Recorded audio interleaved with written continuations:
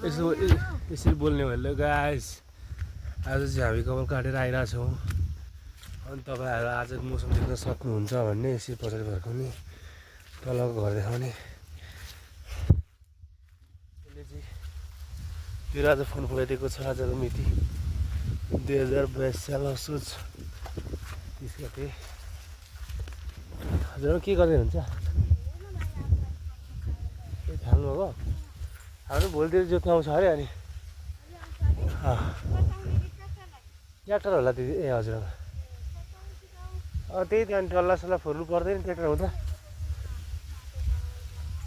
त्यही त। अनि अहिले म फर्किरहेको छु। फुलहरू बिक्री गयो, पुऱ्याइदिइहाल्यो। अब के गर्नु, हामी 6 नम्बरदेखि फर्किरहेको छौँ। अनि त्यही हो क्या, गाडी दिनु भनेको त हाटकोबाट गएको कि पुरै गएको थाहा छैन। तर मलाई लाग्छ भित्र गइसक्यो जस्तो लागिरहेछ होइन।